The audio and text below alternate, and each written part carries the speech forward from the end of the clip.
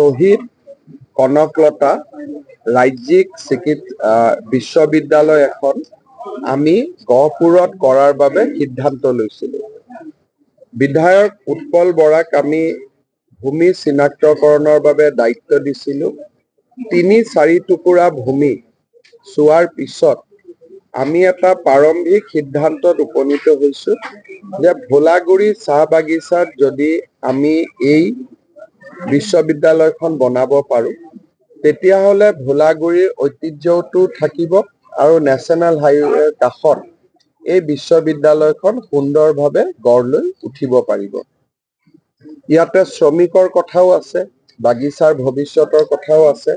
গতিকে আজি আমি সকলোৱে ইয়ালৈ আহি চাহ বাগিচাৰ লগত জড়িত শ্ৰমিক আৰু কৰ্মচাৰী সংগঠনসমূহৰ লগত আলাপ আলোচনা কৰিলোঁ আৰু বাগিচাৰ শ্ৰমিকসকলৰ জীৱনৰ নিৰাপত্তাটো আমি কেনেকৈ দিব পাৰোঁ তাৰ বিষয়েও আলাপ আলোচনা কৰিলোঁ আৰু কোনখিনি মাটি আমি ইউনিভাৰ্চিটিৰ কাৰণে ল'ম তাকো এটা আমি চিনাক্ত কৰিলোঁ। এতিয়া লোক নিৰ্মাণ বিভাগে ইয়াতে ইঞ্জিনিয়াৰৰ টীম পঠাব। তেওঁলোকে এটা পৰিকল্পনা এটা প্ৰস্তুত কৰিব আৰু ২০-২৫ দিনৰ পিছত বাগিচাৰ শ্ৰমিক কৰ্মচাৰী সংগঠন কেইটাকো মই গুৱাহাটীলৈ মাতিম শ্ৰমিকসকলৰ ভৱিষ্যতৰ দিশটো এটা সিদ্ধান্তলৈ লৈ যোৱাৰ বাবে।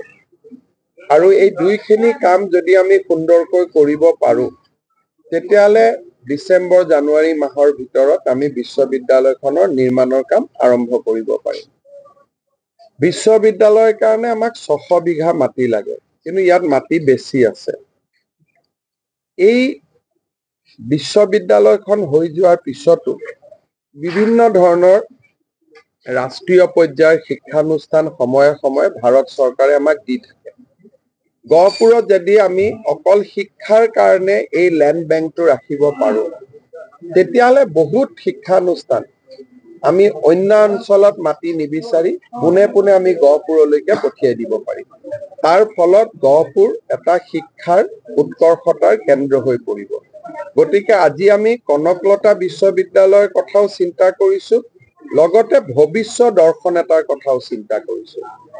আশা কৰোঁ যদি সকলোৰে ভালে ভালে হৈ যায় আমি গহপুৰক এটা নতুন পৰ্যায়লৈ লৈ যাব পাৰিম।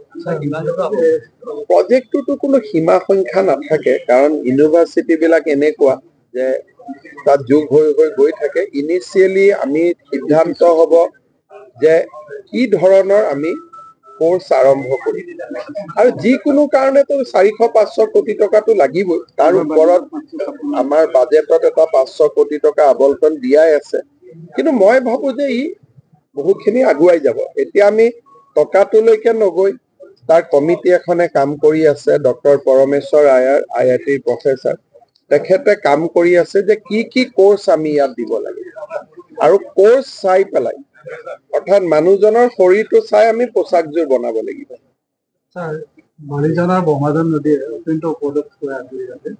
বিশ্ববিদ্যালয়খন হৈ গ'লে বালিজানৰ মথাউৰিটো আমি 4 লেনযুক্ত এটা ৰাস্তালৈ ৰূপান্তৰ কৰিম। জিঅ' বেগ থাকিব, জিঅ' নেট থাকিব আৰু এই ৰাস্তাটো আমি পোনে পোনে হলঙি বিমানবন্দৰলৈকে উলিয়াই দিম।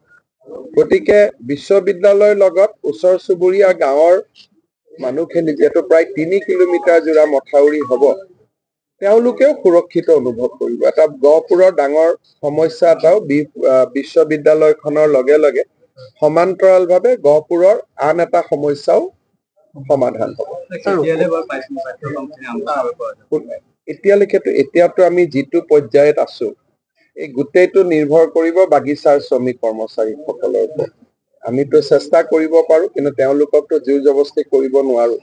গতিকে গোটেই পৰিকল্পনাটো চূড়ান্ত হ'ব এমাহ পিছত, যেতিয়া তেওঁলোকৰ লগত আমাৰ দ্বিতীয়লানি আলোচনা হ'ব। কিন্তু কৰ্ম সংস্থাপন হওক, ইয়াত ২০০ ঘৰ মানুহ আছে, চবকতো আমি চাকৰি দিব নোৱাৰোঁ। কাৰোবাক VRS দিব লাগিব, কাৰোবাক বেলেগ বাগানত কামত লৈ যাব লাগিব, কাৰোবাক মাটি বাৰী দিব লাগিব, কাৰোবাক ইউনিভাৰ্চিটিত অন্ততঃ ৪ৰ্থ বৰ্গৰ চাকৰিখিনি তেওঁলোকক আমি প্ৰথম ৫ বছৰৰ কাৰণে তেওঁলোকৰ কাৰণে সংৰক্ষিত কৰিব পাৰোঁ। গতিকে বিভিন্ন কথা বতৰা মই সিদ্ধান্ত হোৱা নাই, বিভিন্ন প্ৰস্তাৱ দিছোঁ। এতিয়া তেওঁলোকে কোনটো প্ৰস্তাৱ মানি লয়। ইয়াত যদি হয় তেতিয়াহ'লে মই ডিচেম্বৰৰ ভিতৰত কাম আৰম্ভ হ'ব বুলি এটা ধাৰণা কৰিব পাৰোঁ, ডিচেম্বৰ জানুৱাৰী। ইয়াত যদি নহয় আকৌ দ্বিতীয় এডোখৰ মাটি গহপুৰৰ বিধায়কে চাই দিওঁতে সিমানেই দেৰি হৈ যাব। গতিকে গোটেই কাৰণ আগত যি দুডোখৰ মাটি দিছিলে তাতো ৰাইজৰ আপত্তি আছিলে আৰু ৰাইজৰ লগত কাজিয়া কৰিতো আৰু অনুষ্ঠান বনাব নোৱাৰে। গতিকে সেইকাৰণে আমি সেই দুটা বাদ দিলো। আৰু এতিয়া ইয়াত অন্তত এইখিনি ইয়াত শ্ৰমিক থাকিলেও এই মাটিখিনি চৰকাৰৰ, গতিকে চৰকাৰৰ ইয়াত এটা অধিকাৰ আছে। গতিকে সেইকাৰণে ইয়াত মই সহজ হ'ব বুলি ভাবিছো। কিন্তু বাকী যি দুডোখৰ মাটি চোৱা হৈছিল তাত শিক্ষামন্ত্ৰীও দুবাৰ আহি চাই গৈছিলে, কিন্তু ওচৰৰ ৰাইজৰ আপত্তি আছে। ৰাইজৰ আপত্তি থাকিলে আপুনি কেনেকে কৰিব? স্যাৰ উৎকল জ্যোতিপ্ৰসাদ পৰিয়ালৰ ফেমিলিৰ লোকে অভিযোগ আনিছিল শুনিছিলোঁ স্যাৰ, তেওঁলোকৰ নাম অস্তিত্ব নাইকিয়া হ'ব। নহয়, এইখনতো গোটেই ক্ষেত্ৰখন জ্যোতিপ্ৰসাদ ক্ষেত্ৰ আৰু কনকলতা বিশ্ববিদ্যালয়।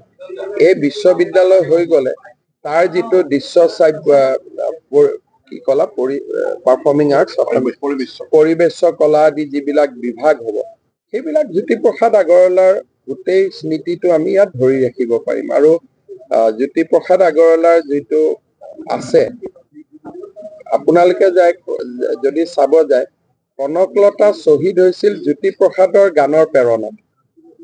জ্যোতিপ্ৰসাদৰ গানে কনকলতাক শ্বহীদ হবলৈ প্ৰেৰণা দিছিল। গতিকে কনকলতাৰ আত্মা আৰু জ্যোতিপ্ৰসাদৰ আত্মাক আমি বিভক্ত কৰিব নোৱাৰো। গতিকে জ্যোতিপ্ৰসাদৰ গোটেই সম্পত্তিখিনি আমি ৰাখিম। গোটেই ক্ষেত্ৰখনৰ নাম জ্যোতিপ্ৰসাদ ক্ষেত্ৰ হ'ব, বিশ্ববিদ্যালয়খনৰ নাম কনকলতা বিশ্ববিদ্যালয় হ'ব। এটা বস্তু দেখা পোৱা গৈছে যে ফাদে প্ৰত্যেক বছৰে বহুত ক্ষতি কৰিছে। সেইবাৰ স্যাৰ ব্ৰহ্মাজান নদীখনে আৰু অন্যান্য যিসমূহ নদী আছে, ব্ৰহ্মাজান হওক এইবিলাক কিন্তু ব্ৰহ্মাজান নদীখন স্যাৰ বিশেষ একো কাম হোৱা নাই, চত্ৰখনৰ কাম কৰিছে। যোৱা বছৰ চত্ৰঙত ভাঙি গৈছিলে, বেছি ক্ষতি হৈছিলে। গতিকে চত্ৰংখনৰ কাম আৰম্ভ হৈছে। বালিজানৰ কামটো মই আজি কলো, ব্ৰহ্মজানৰ কামটো হ'ব অলপ, আৰু দুই এটা আমাৰ ইমানটো পুঁজিও নাথাকে। গতিকে পুঁজি অনুসৰি আমি প্ৰায়ৰিটি কৰি গৈ থাকো। কিন্তু তথাপিতো গহপুৰততো আমি যথেষ্ট কাম কৰো। গহপুৰত আপোনালোকে যদি বিজেপি চৰকাৰৰ আগৰ পৰিৱেশ চাই আৰু আজি চাই, আমি গহপুৰৰ কাৰণে কৃপণালী কেতিয়াও কৰা নাই। যিমান পাৰো কৰি আছো আৰু কৰি থাকিম। আৰু পীযুষ হাজৰিকা ইয়াত আহিয়ে থাকে, তেওঁ আঁচনি দিয়ে থাকে। মই আৰু এবাৰ কৈ দিম, বিশ্ববিদ্যালয়ৰ পাঠ্যক্ৰম পুৰণা হ'বনে নাই? মোৰ যিটো ইয়াত মন আছে, এই বিশ্ববিদ্যালয়খন ফিউচাৰ টেকনলজিৰ ওপৰত হ'ব লাগে। Artificial intelligence, machine learning, robotic intervention, যাতে ইয়াত পঢ়িবৰ কাৰণে দেশ বিদেশৰ ল'ৰা আকৃষ্ট হয়, ছাত্ৰ ছাত্ৰী আহে। আৰু অসমৰ ল'ৰা ছোৱালী বিলাকেও যাতে এটা নতুন জীৱন পায়। নহলে ৰাজনীতি বিজ্ঞান পঢ়িলে, ইকনমিক্স পঢ়িলে চাকৰি নাপায়, হতাশাৰ সৃষ্টি হয়। এতিয়া ধৰক জাগিৰোডত ছেমি কণ্ডাক্টৰ ইণ্ডাষ্ট্ৰি হৈছে। এটা হোৱাৰ পিছত দ্বিতীয়টোৰ প্ৰস্তাৱ আমাৰ ওচৰত ইতিমধ্যে আহিলেই। কিন্তু ছেমি কণ্ডাক্টৰ কি বুলি ক'লে অসমৰ কোনো ল'ৰা ছোৱালীয়ে নাজানে। এতিয়া অলপ জানিব চেষ্টা কৰিছে, এতিয়া অলপ জানা হৈছে, কিন্তু এনে কোনেও নাজানে। কিন্তু এই বিশ্ববিদ্যালয়খন ফিউচাৰ টেকনলজিৰ ওপৰত আমি কৰিব খুজিছো। কিন্তু ফিউচাৰ টেকনলজি কৰিলেও বেছিক যিবিলাক কোৰ্চ, ফিজিক্স, কেমেষ্ট্ৰি, মেথামেটিক্স, এইবিলাকতো থাকিবই লাগিব। কাৰণ ইনফ্ৰাষ্ট্ৰাকচাৰটো নহলেতো ছুপাৰ ষ্ট্ৰাকচাৰ হ'ব নোৱাৰে। সেইকাৰণে আমি IIT গুৱাহাটী আৰু বিভিন্ন জৱাহৰলাল নেহৰু বিশ্ববিদ্যালয়ৰ ভাইচ চেঞ্চেলৰ খুব ভাল ডাঙৰ কমিটি এখন কৰি দিছো।